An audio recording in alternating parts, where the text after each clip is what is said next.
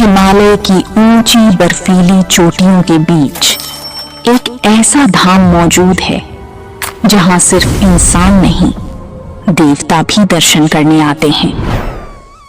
एक ऐसी जगह जहां आज भी माना जाता है कि सर्दियों में स्वयं देवता पूजा करते हैं, जहां जलती हुई अखंड ज्योति 6 महीने तक बंद रहने के बाद भी वैसे ही प्रज्वलित मिलती है, और जहां एक बार दर्शन कर लेने वाले मनुष्य के बारे में कहा जाता है, जो जाए बद्री वो ना आए उदरी।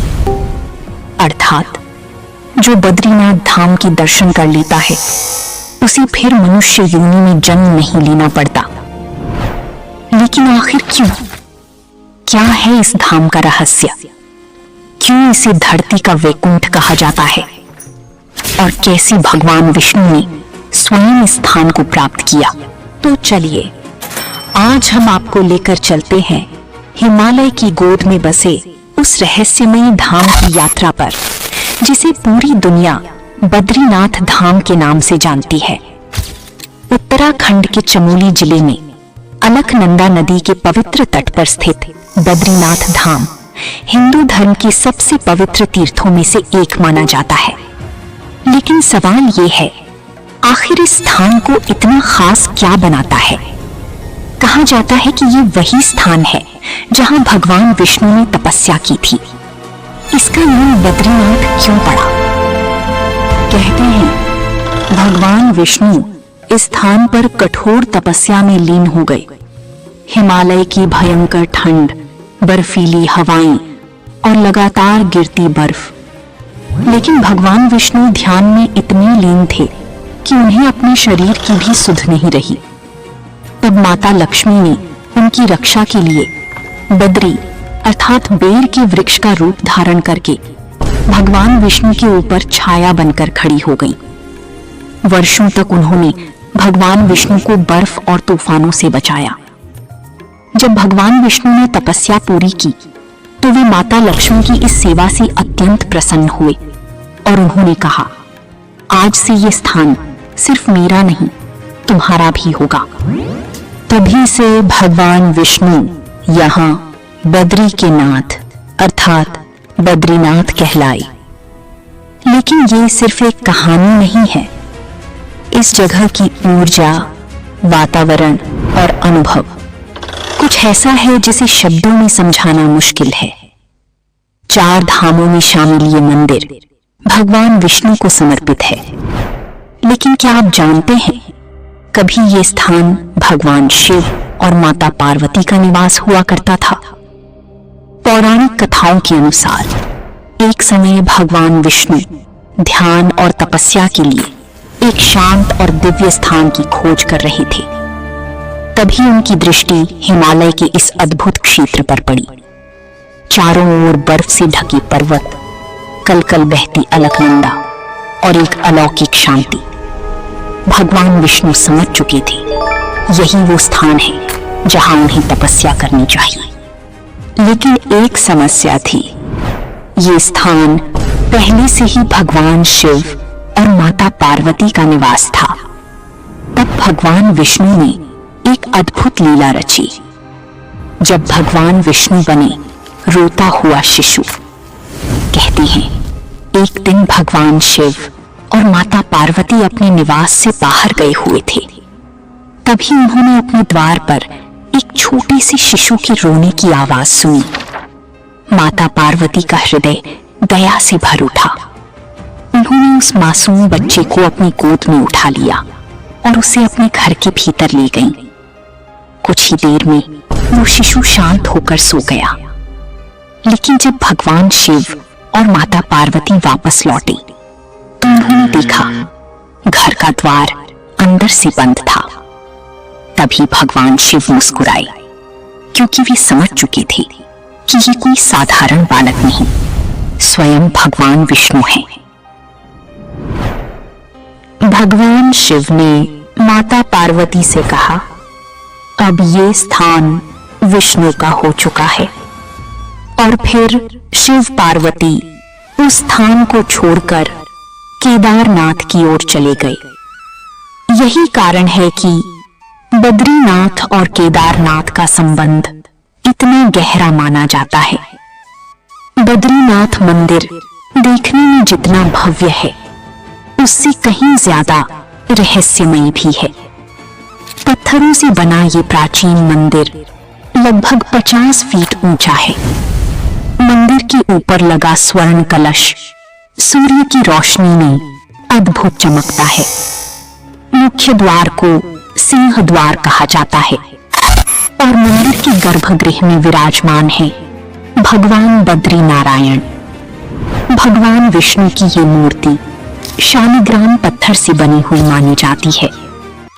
इस मूर्ति की सबसे खास बात है भगवान के 4 हाथ, एक में शंख, दूसरे में चक्र, तीसरे में गदा और चौथे में कमल। मूर्ति के ललाट पर जड़ा चमकता हुआ रत्न इस दिव्यता को और भी अद्भुत बना देता है। मान्यता है कि ये मूर्ति स्वयं प्रकट हुई थी। अब बात करते हैं बद्रीनाथ धाम के सबसे रहस्यमय चमत्कार की। बद्रीनाथ मंदिर समुद्र तल से लगभग 10,000 फीट की ऊंचाई पर स्थित है। यहाँ का तापमान सर्दियों में -20 डिग्री सेल्सियस से भी नीचे चला जाता है। और यही सबसे बड़ा रहस्य है, इतनी भयंकर ठंड में भी मंदिर के अंदर स्थित अखंड ज्योति कभी बुझती नहीं। मान्यता है कि बद्रीनाथ धाम के कपाट 6 महीने बंद रहने के बाद भी वहां की अखंड ज्योति और दिव्य ऊर्जा श्रद्धालुओं को आज भी चौंका देती है। अब सोचिए, जब मंदिर 6 महीने तक बंद रहता है, आसपास कोई इंसान नहीं होता, फिर भी वो दीपक कैसे जलता रहता है? क्या ये सिर्फ परंपरा है या सच में कोई दिव्य शक्ति काम कर रही है? हर साल सर्दियों में भारी बर्फबारी के कारण बद्रीनाथ मंदिर के कपाट लगभग 6 महीने के लिए बंद कर दिए जाते हैं। मंदिर पूरी तरह बंद कर दिया जाता है। लेकिन सबसे चौंकाने वाली बात यह है कि जब 6 महीने बाद मंदिर के कपाट दोबारा खोले जाते हैं, तो अंदर जलाया गया दीपक वैसे ही जलता हुआ पाया जाता है। जी हाँ, इसे अखंड ज्योति कहा जाता है। इतनी ठंड, बंद मंदिर, फिर भी दीपक का जलते रहना आज तक ये रहस्य बना हुआ है। कई लोग मानते हैं कि इन 6 महीनों में स्वयं देवता यहाँ पूजा करने आते हैं।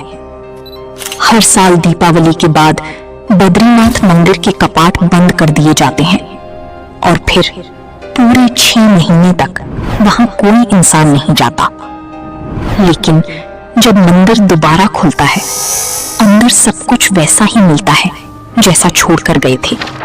दीपक जलता हुआ, पूजा के चिन्ह मौजूद और एक अलग ही दिव्य ऊर्जा का अनुभव। अब सवाल उठता है, क्या ये सिर्फ आस्था है या इसके पीछे कोई ऐसा सच छिपा है जिसे आज तक कोई समझ नहीं पाया? बद्रीनाथ धाम के पास एक और स्थान है, ब्रह्मा कपाल। मान्यता है यहाँ पिंडदान करने से पितरों की आत्मा को मोक्ष मिलता है और एक बार यहाँ पिंडदान करने के बाद फिर कभी श्राद्ध करने की आवश्यकता नहीं होती। अब सवाल ये है, ऐसा क्या खास है इस स्थान में? क्यों यहाँ की ऊर्जा को इतना शक्तिशाली माना जाता है? शास्त्रों में कहा गया है कि जो व्यक्ति सच्चे मन से बद्रीनाथ धाम के दर्शन करता है, उसे मोक्ष की प्राप्ति होती है। बद्रीनाथ धाम का इतिहास हजारों साल पुराना माना जाता है, लेकिन इसे फिर से स्थापित किया था आदि शंकराचार्य ने। कहा जाता है कि उन्होंने इस मंदिर की मूर्ति को अलकनंदा नदी से निकाला था। और सबसे चौंकाने वाली बात, ये मूर्ति शालिग्राम पत्थर की बनी है। अब शालिग्राम पत्थर नेपाल की गंडकी नदी में पाया जाता है। तो सवाल ये है, ये मूर्ति यहां कैसे पहुंची? क्या इसे किसी ने लाया या ये खुद किसी रहस्यमय तरीके से यहां प्रकट हुई? ताप्त कुंड, जहां ठंड में भी उबलता है पानी। बद्रीनाथ मंदिर के पास ही एक कुंड है जिसे कहा जाता है ताप्त कुंड। यहाँ का पानी हमेशा गर्म रहता है, चाहे बाहर का तापमान -10 डिग्री सेल्सियस ही क्यों ना हो। अब सोचिए, इतनी ऊंचाई पर बर्फ से ढके इलाके में पानी कैसे उबलता रहता है? विज्ञान कहता है ये जियोथर्मल एक्टिविटी हो सकती है, लेकिन इसकी तापमान स्थिरता और स्थान इसे और भी रहस्यमय बना देती है।